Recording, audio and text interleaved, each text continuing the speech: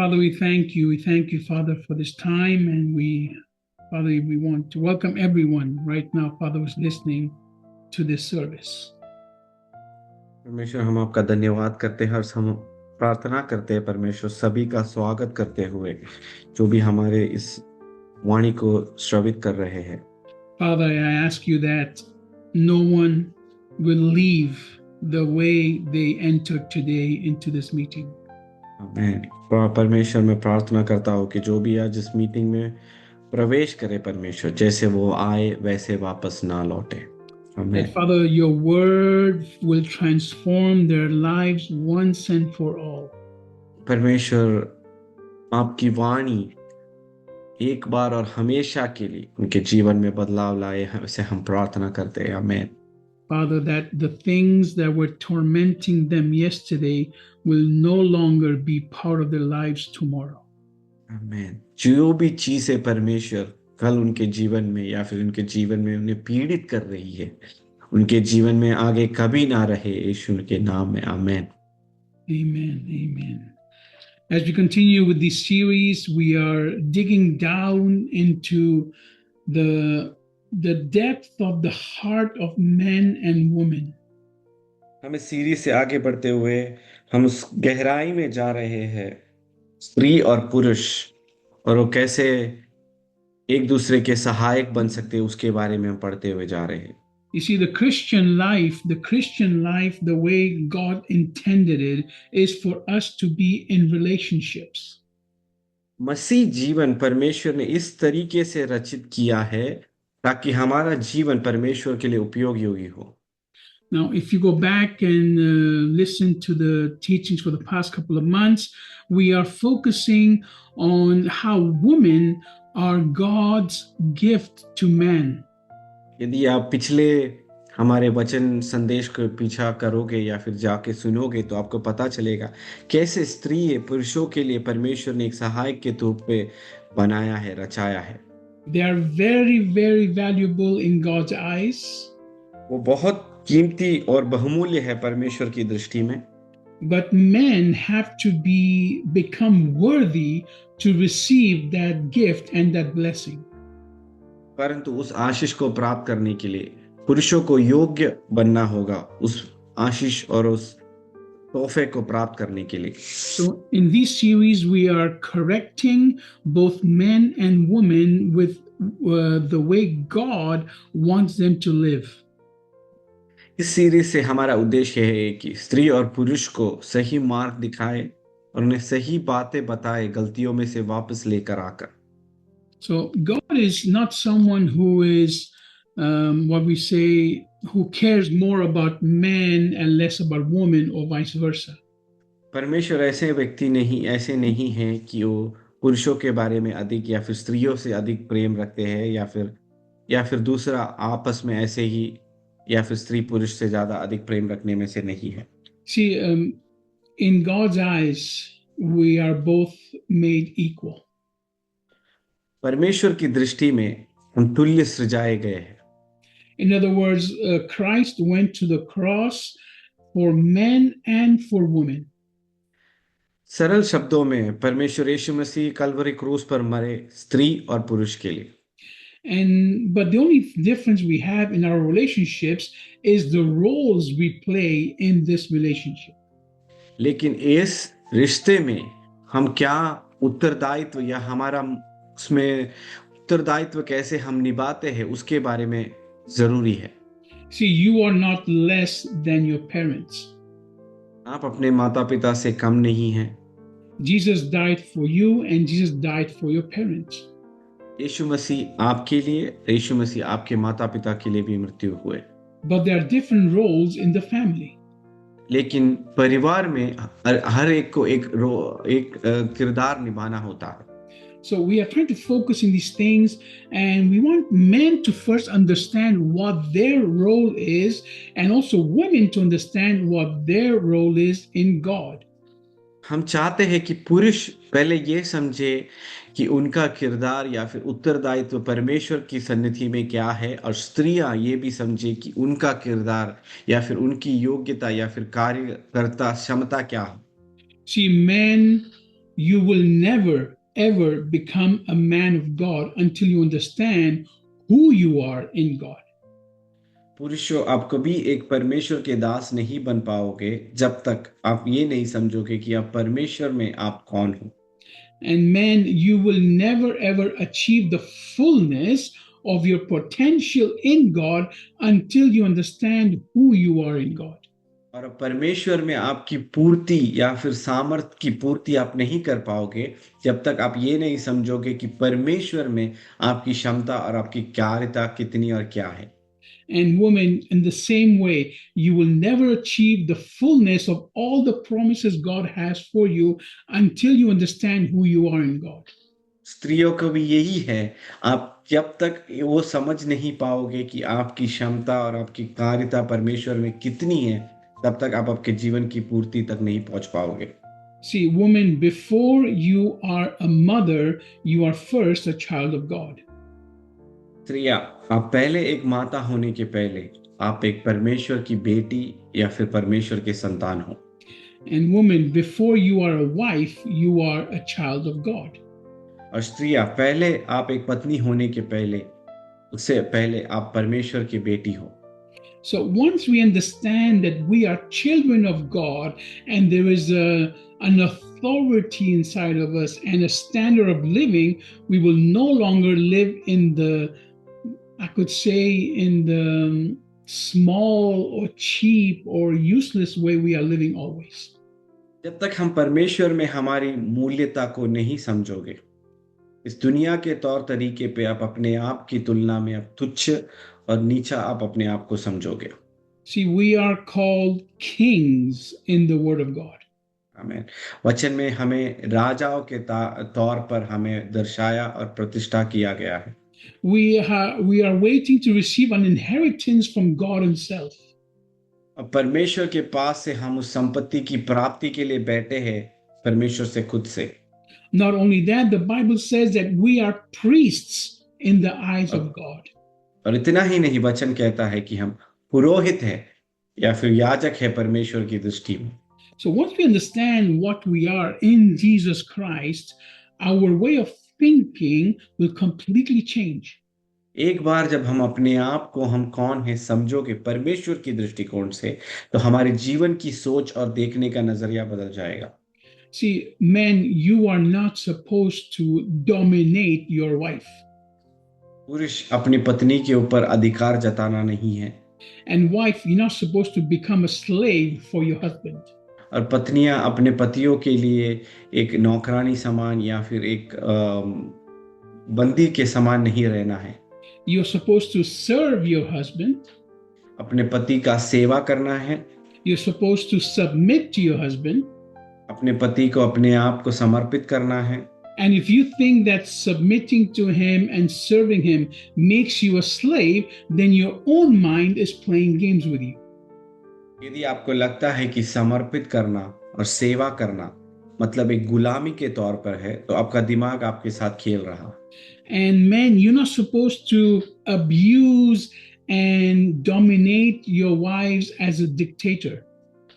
पति अपने पत्नी के ऊपर हक नहीं जताना है कि मैं एक हकदारी व्यक्ति हूँ, उस तौर पर नहीं करना है। You have to take authority over them, guide them and teach them, because you will have to answer to God. क्योंकि आपको उनके ऊपर अधिकार लेना है ताकि उन्हें मार्ग दिखाए, उन्हें सिखाए, क्योंकि आप परमेश्वर को उनकी ओर से जवाबदारी रहोगे। Now, many of the relationships we see that the man simply is just a bully. कई रिश्तों में हमें ऐसा लगता है कि पति या फिर पुरुष सिर्फ उन्हें शोषण करता है। Means all he does is scold the wife. मतलब सरल शब्दों में कि एक ही काम करता है, डांटता रहता। And the women, all they do is walk around being scared of the husband. और पत्नियां घर के इर्द गिर्द या फिर किधर भी पतियों से डरता रहती है। This is not the way God intended a marriage to work. परमेश्वर ने इस रीति से एक वैवाहिक जीवन चलाना नहीं चाहा है। See, men will never prosper in their lives until they understand the supernatural help that is the wife. मन आप पुरुषों आप तब तक आशीष या फिर आशीष की पूर्ति नहीं पाओगे जब तक आप ये नहीं समझोगे कि आपकी स्थान परमेश्वर के उपस्थिति में कहाँ है और कैसे है। You see, men, where your strength ends, where you end up failing at everything, God has sent that woman to make you succeed. पुरुष जहां आपका बल आपका श्रम समाप्त होता है, परमेश्वर ने स्त्री को भेजा है वहां से वो आपको सहायता करे, मददगार के तौर पर आगे बढ़े। And in this series, we are focusing on women, where we are telling women, you are that chosen person for your husband to succeed. और इस भाग में हमसे ये कहना है कि स्त्रियां, कि आप उस चुने हुए में से हैं जो आपके पति और आपके उस विजय की ओर आप बढ़ने चाहते जाए। God has already put the seed of success inside the woman. विजेता का बीज स्त्री के अंदर परमेश्वर ने पहले से ही दे दिया है। And as we are reading Proverbs chapter 31, we are seeing where there are so many wonderful qualities that God has put inside the woman, which the man does not have. नीति वचन 31 में हम पढ़ते हैं जो गुणे परमेश्वर स्त्रियों को दी है, तो सभी गुणे पुरुषों को नहीं दिया है परमेश्वर। Well, maybe men do have these qualities, but the women have been given this in abundance. शायद पुरुषों के पास इसमें सामर्थ्य या फिर होगा बल, लेकिन स्त्रियों को परमेश्वर ने उसे भरपूरी से दिया है। Now, you know, everybody says that, when men are talking about one thing, they have to stick to that one conversation. क्योंकि जैसे लोग या फिर दुनिया कहती है, जब पुरुष एक चीज के बारे में बात करे तो उसी चीज पर या फिर उसी विषय पर हम लगे रहे। Now, when women talk to you, they talk about 10 things at one time. लेकिन स्त्रियां जब बात करती है तो 10 चीजों के बारे में बात करती है हमारे साथ, And they're completely comfortable with that. और वो संयम है उसमें से ऐसे बात करने में, Because that is the way God has gifted them. क्योंकि वैसे परमेश्वर ने उन्हें आशीष दी है। But men, if we talk about more than one thing at a time, we get confused. लेकिन हम पुरुष एक समय पर एक चीज से अधिक चीजों के बारे में बात करें तो हम खुद धुंधला या फिर खो जाते हैं। Does that mean that we are not good at what we are doing? तो इसका मतलब ये है क्या कि हम अच्छे या फिर श्रेष्ठ नहीं है जिस चीज में हम कार्य कर रहे हैं? No, it just means that we can focus at one thing at a time and we can completely excel at it. But women have the ability to do 10 things at one time and also excel at it. इसका मतलब ये है कि पुरुष एक चीज पे ध्यान बटाकर आगे बढ़ सके, लेकिन स्त्रियां 10 चीजों के बारे में बात कर कर फिर भी वो भी आगे बढ़ सकती है। I guarantee you that if you go through the list we are going through right now in Proverbs chapter 31, a man cannot do all these things. मैं वायदे के साथ कह सकता हूँ, नीति वचन 31 में जो हम इस गुणों से हम जा रहे हैं, यदि हम देखें तो पुरुषों को सभी गुणों शायद नहीं होंगे उनके जीवन में।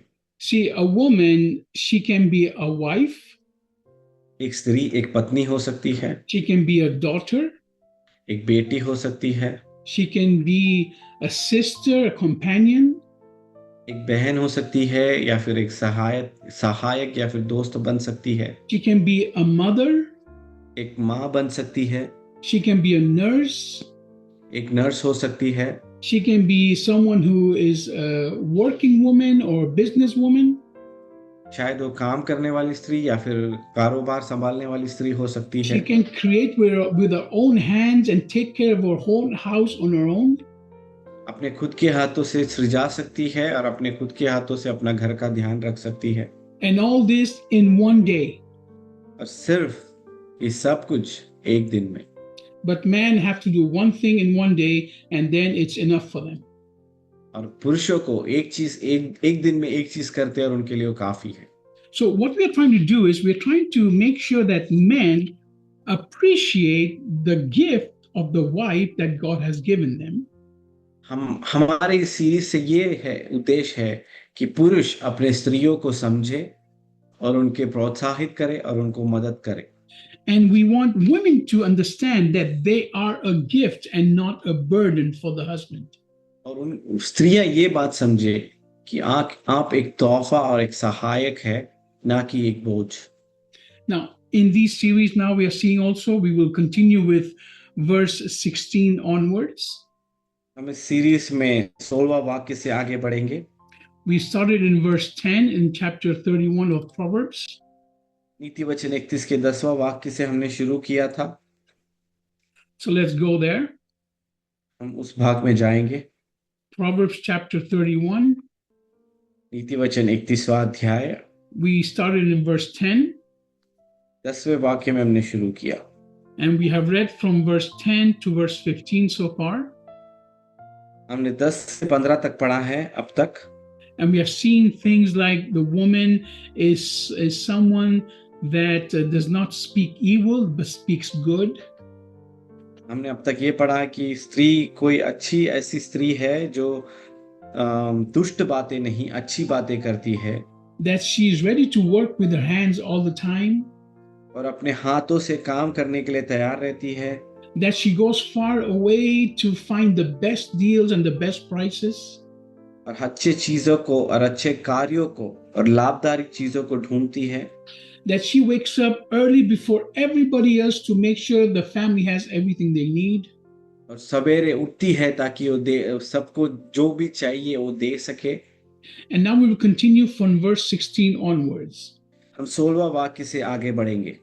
But I'm not going to go in order. I'm going to go from verse 16 to verse 18 to verse 24.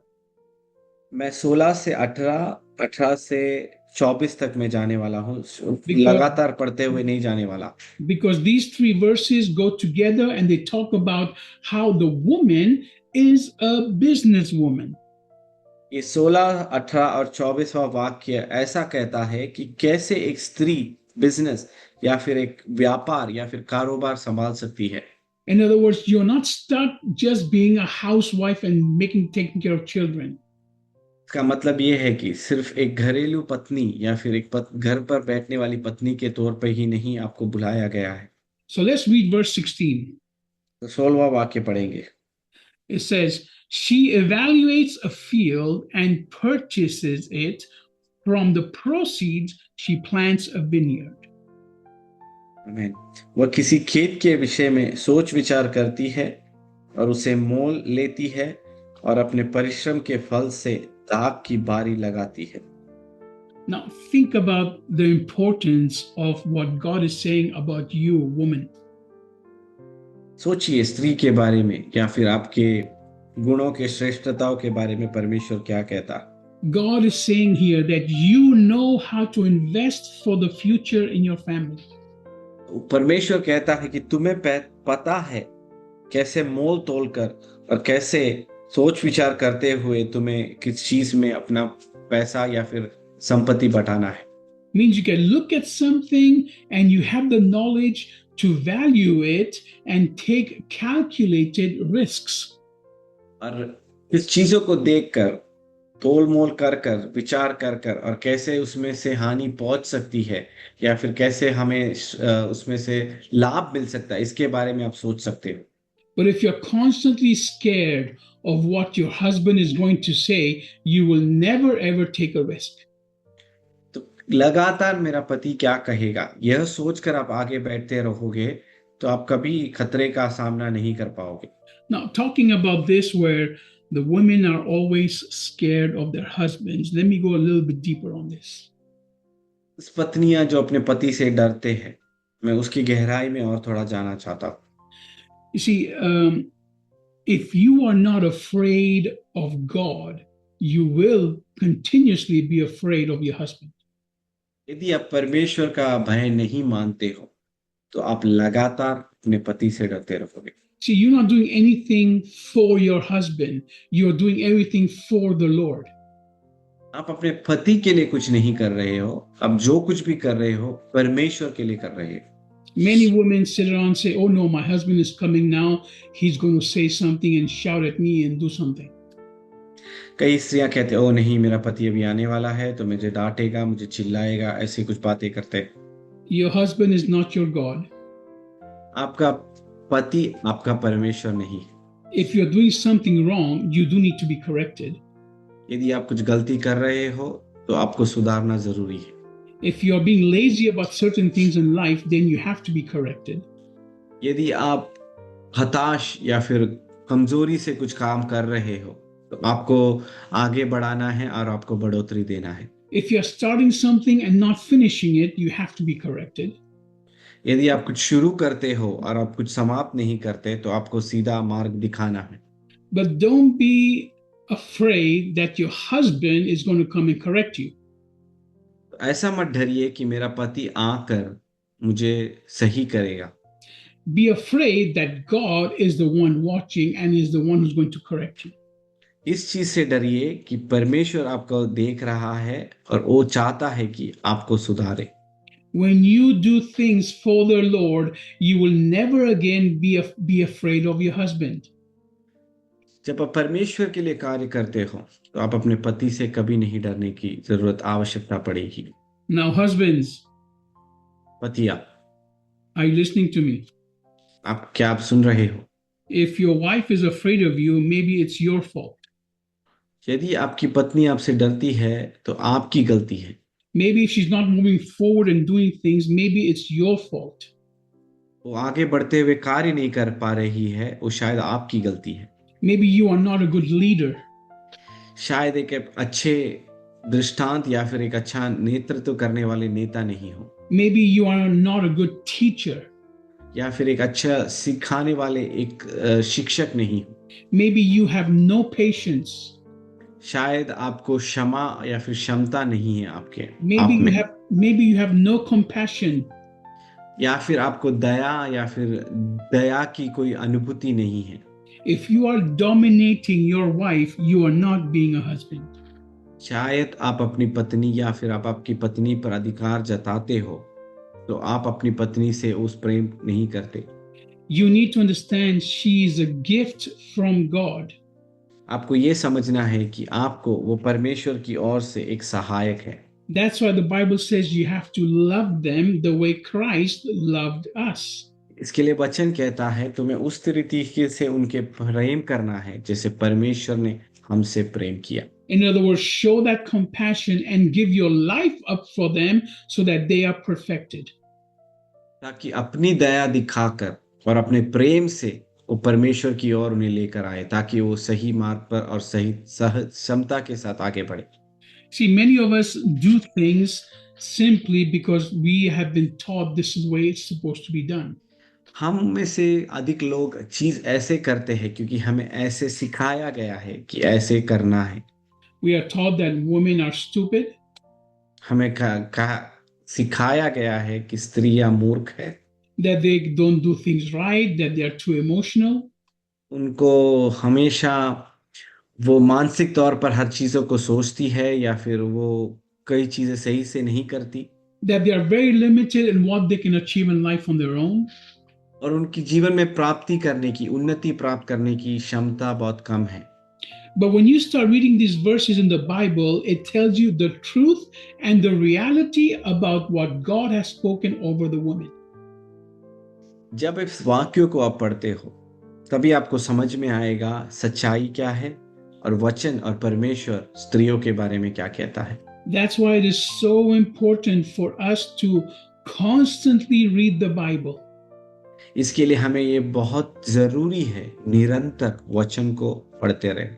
Because even if your life experience as a woman says that you will fail in everything you have purchased before, you will fail in every business you have done before, the Word of God says that you have the mind to invest correctly. आपका मन कहता है कारोबार में आप पैसा लगाओ तो नष्ट हो जाओगे, जो कुछ भी तुम करोगे हार जाओगे, लेकिन वचन कहता है व्यापार करने में और कारोबार संभालने में तुम्हें बुद्धि दी गई है। Let's read that verse again. एक और बार उस वाक्य को पढ़ेंगे। It says, she evaluates a field and purchases it. From the proceeds, she plants a vineyard. वह किसी खेत के विषय में सोच विचार करती है और उसे मोल लेती है और अपने परिश्रम के फल से दाख की बारी लगाती है। In other words, you start one little business, और आप एक छोटा सा व्यापार शुरू करते हो and from that money, you start another business. और उस व्यापार के मिलने से पैसे से दूसरा व्यापार आप शुरू करते। Now, what's going through your mind right now? I'm talking to the women right now. मैं स्त्रियों से पूछना चाहता हूँ आपके मन से क्या गुजर रही है या फिर आपका मन क्या सोच रहा है। The Lord is saying right now, whatever money you have saved up, you have the capacity from God to start a business and then take that money and start another business as well. तो वचन कह रहा है, परमेश्वर की आत्मा कह रही है, इस समय जितना भी पैसा आपने इकट्ठित करके अलग करके रखा है उसमें से एक व्यापार शुरू करो और उस व्यापार के लाभ में से परमेश्वर तुम्हें दूसरा व्यापार शुरू करने की क्षमता देगा। Now, I guarantee right now that most of the wives are saying, my husband won't allow it. और कई पत्नी ऐसे कह रहे हैं कि मेरा पति नहीं देगा मुझे करने। I guarantee every wife is saying that right now. मैं वायदे के साथ कहता हूँ कि हर पत्नी ऐसे ही कर रही है। This is not the biblical way to live the Christian life for a wife. ये मसीह तौर पे वचन के आधार पर एक स्त्री को ऐसा जीवन नहीं जीना है। If you're afraid of what your husband is going to say, then you're still not understanding that you are a gift for your husband. यदि आपको डर लगता है कि मेरा पति क्या कहेगा, तो आप ये नहीं समझ रहे कि आप एक सहायक हो परमेश्वर की ओर से अपने पति के लिए। And husbands, if your wife are afraid to take risks and to take these steps, maybe you need to encourage them that you don't care about money, but you care about them fulfilling God's plan in their life. यदि पत्नियां डरती है आपसे, पुरुषों के लिए ये कह रहे हैं हम कि आप अपनी पत्नियों से कहिए कि मैं तुम्हें डरने की जरूरत नहीं है क्योंकि तुम परमेश्वर की ओर से सहायक हो और तुम परमेश्वर के लिए कार्य करोगे। You see, for the wife to understand that the man has been put there as a godly authority, the men also need to speak the words of God to their wives. जब पुरुष ये समझ जाए कि आपके ऊपर अधिकार सामर्थ दिया है परमेश्वर ने, तो आपको अपनी पत्नी से भी उस अधिकार और सामर्थ से उन्हें बढ़ोतरी देना है और आगे बढ़ाना है उन्हें। See, you have to tell your wife, yes, I trust that you will make the right investment. आपको ऐसा कहना है, हाँ मैं विश्वास करता हूं कि तुम जो भी कदम उठाओगी या फिर निर्णय लोगी वो सही होगा। That whatever you invest in, it will prosper and you will create another investment that will also prosper. जहां भी तुम पैसा लगाओगे या फिर कुछ भी व्यापार करोगे, मैं विश्वास करता हूं लाभदायक होगा और उससे हम दूसरा व्यापार में इन्वेस्ट करेंगे या फिर पैसा लगाएंगे, उससे लाभदारी ही होगा। Try doing this as a husband to your wife. ये कोशिश कीजिए एक पति अपनी पत्नी की ओर ऐसा कर कर उन्हें भरोसा देकर और बढ़ोतरी देकर। I guarantee that you will start to flourish in your income. मैं वायदे के साथ कहता हूं अपने सांपत्तिक क्षेत्र में आप बढ़ोतरी ही प्राप्त करोगे। See, it is God who prospers us financially. परमेश्वर हमें सांपत्तिक आशीषें देता है।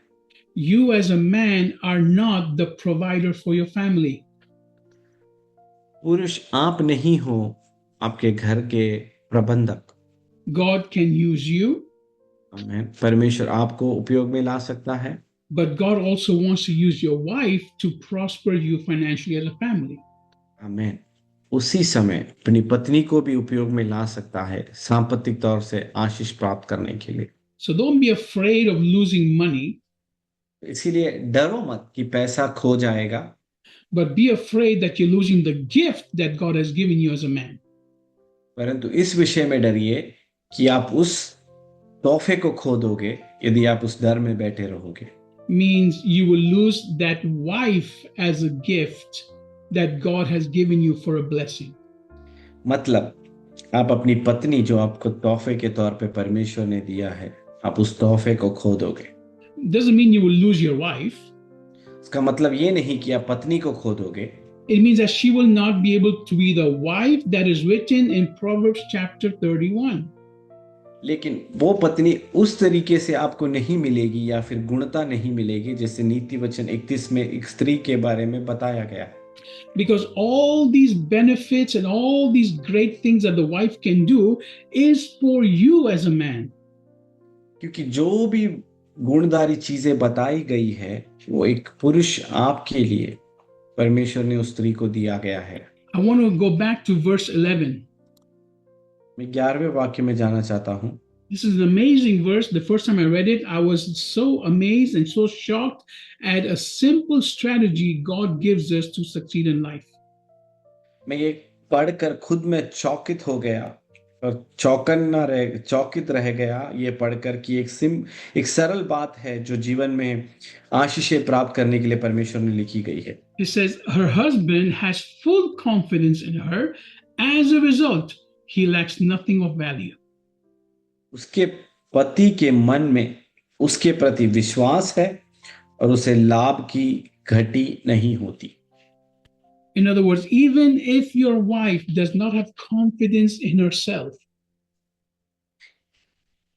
दूसरे शब्दों में एक पत्नी शायद उसको अपने आप में एक भरोसा या फिर आत्मविश्वास नहीं हो, but you as a man will speak words of confidence in her 100%, and that will push her to achieve these great things. लेकिन आप पति 100% विश्वास के साथ उसे बातें करो, उसे विश्वास दिलाओ, भरोसा दिलाओ, तो वो प्राप्त कर सकती है। It says, because you have full confidence means you do not doubt. So as a result of this confidence, of this faith in what God has spoken over her, you will lack nothing of value. उसके पति के मन में पत्नी के प्रति पूर्ण विश्वास है। जब ऐसा पूर्ण विश्वास होता है तो उसे कोई घटी नहीं होगी और पूरी लाभ ही होगी। See, because the Bible says that whatever is not born out of faith is, who knows, sin. जो भी विश्वास में पैदा या फिर सिजाया नहीं गया है वो पाप है। Let's read that.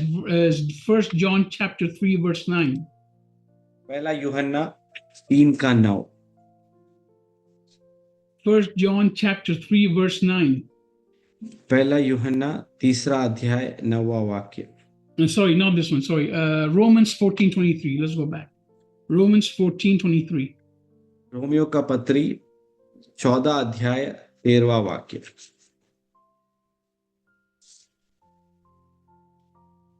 Says, but the person who has doubts is condemned if he eats, because he does not act in faith, and anything that is not done in faith is sin.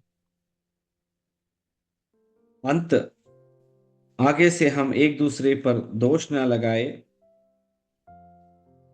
पर तुम यह ठान लो कि कोई अपने भाई को Romans 14:23। Yes. परंतु जो संदेह करके खाता है वो दंड के योग्य ठहर चुका, क्योंकि वह विश्वास से नहीं खाता, और जो कुछ विश्वास से नहीं वह पाप है। So here actually in this passage is talking about people, about condemning people for eating and drinking. But यहाँ इस विषय में दूसरे लोग क्या खाते हैं क्या पीते हैं, हम उनको दोषी ठहराने के विषय में कहा गया है यहाँ इस भाग में। But the final phrase is, whatever is not born out of faith, in other words, whatever that you do has doubt in it, it becomes sin. जो कुछ आप करो उसमें शंका हो तो उसमें पाप है। So you have to have full confidence that what God has spoken about your wife will happen for the good of your life. इसके लिए आपको पूर्ण भरोसा और विश्वास होना चाहिए, जो कुछ भी परमेश्वर ने आपके पत्नी के बारे में बोला है वो लाभदायी होगा, घटी नहीं होगा। Even if she has failed over and over again. चाहे वो फिर से बार बार हार चुकी हो तो भी। Even if you have to really push her towards that place where she believes that she can do something right. और उस स्थान पर पहुंचा सके जिस स्थान कर वो पहुंच कर वो सही करे, उतना उसे आगे बढ़ाते जाना चाहिए। The moment you believe what the Bible says about your wife, you will start to speak that way to her. आमीन। जिस क्षण से आप विश्वास करोगे वचन आपकी पत्नी के बारे में, स्त्री के बारे में क्या कहता है, उस क्षण से आप उसके जीवन में आशीष प्राप्त करते जाओगे, देखोगे। And then she will be able to achieve this perfection that is of a virtuous wife. तब उसके जीवन में उस क्षमता और सही कार्यकर्ता की प्राप्ति उसके जीवन में पूर्ण होगी। She will start a business वो कारोबार चलाएगी and she will invest from that business into another business. और उस कारोबार के लाभ से दूसरे कारोबार में वो शामिल करेगी पैसा। And she will go on so that you get the blessings. वो आपकी पत्नी आगे बढ़ते बढ़ते बढ़ते जाएगी ताकि आपको उसका लाभ मिल सके। But if you have doubt and you don't have full confidence, you will not enjoy those blessings.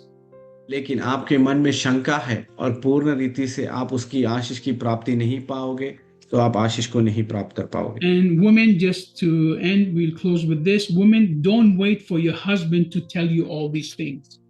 और स्त्रियां, आप ऐसा मत बैठिए कि पति आपको आकर सब कुछ कह बोले और ये करो वो करो, उसकी बात जात जोते रहेंगे।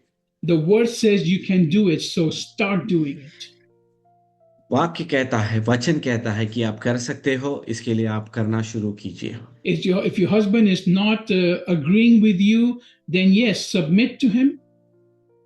यदि आपका पति उसे आपसे मानता नहीं है जो आप करने वाले हो, लेकिन अपने आप को समर्पण कीजिए। Submit to him and pray that God will change his mind.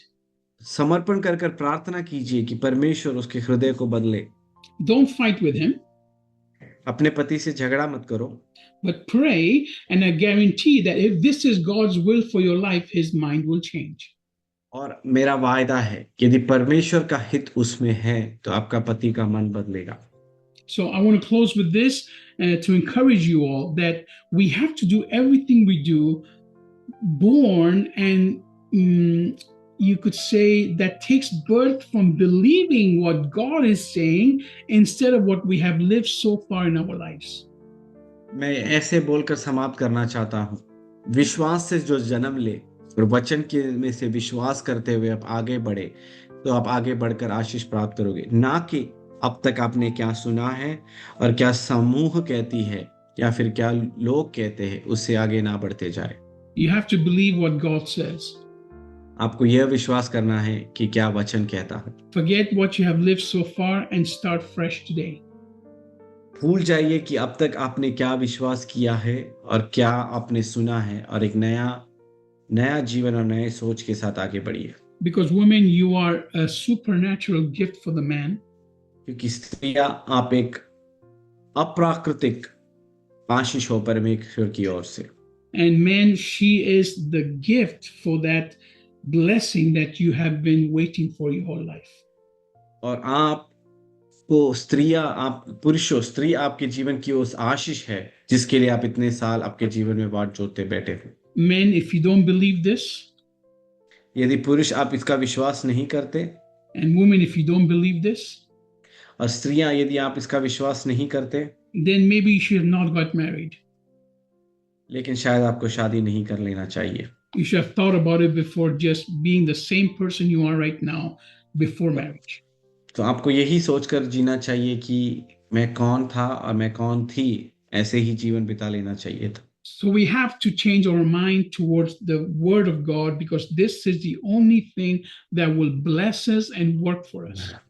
और अपने ध्यान को, अपने मन को वचन की ओर बांटाना है, दृष्टिकोण को बदलना है, क्योंकि यही सच्चा है और इसी से सच्चाई आगे बढ़ती है। So continue with us in this series, because we are really, I could say, slapping men and women and putting them in the right purpose of God. हमारे साथ आगे बढ़िए। शब्दों में ऐसे कहना चाहता हूं कि जैसे एक स्त्री और पुरुष को हम चाटा मारकर सही मार्गदर्शक दिखाने के लिए, उसी तरह से हम एक दूसरे को सिखाकर आगे बढ़ते जा रहे हैं। I love it when God slaps me with the word. मैं ये बहुत आनंद लेता हूं जब वचन से परमेश्वर मुझे चाटा मारे, Because the word of God says that God only slaps those he loves. क्योंकि वचन कहता है परमेश्वर उसी को चाटा या फिर शीश देता है जिसे वो प्रेम करता है। This is the love of the Father towards us. ये परमेश्वर पिता का प्रेम है हमारी ओर। So don't take it personally, but take it as a place where God is wanting you to grow more in life and receive everything He has prepared for you. तो ये व्यक्तिगत तौर पर ना लेते हुए आत्मिक तौर सर अपनी बढ़ोतरी की ओर सर देखकर इसे स्वीकारे, अपने जीवन में लागू करे और आगे बढ़े। And if you have not yet surrendered to Jesus Christ, I encourage you right now that you surrender without thinking about it twice. यदि आपका जीवन अपने अब तक यीशु मसीह के लिए समर्पण नहीं किया है, तो आप आगे बढ़िए। मैं आपको आमंत्रण देता हूँ, समर्पण कीजिए, जीवन को यीशु मसीह के लिए सौंपिए।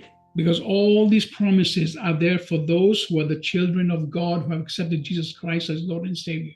ये सभी वायदे जो भी हमने सुना अब तक, उनके लिए है जो यीशु मसीह को अपना उद्धारकर्ता करके स्वीकार रहा है और परमेश्वर को अपने जीवन में स्वागत किए। God will help you believe everything that is written in the Word. और परमेश्वर आपको मदद करेगा इसे विश्वास करने के लिए जो कुछ भी इस वचन में लिखा है। Otherwise, you're completely on your own.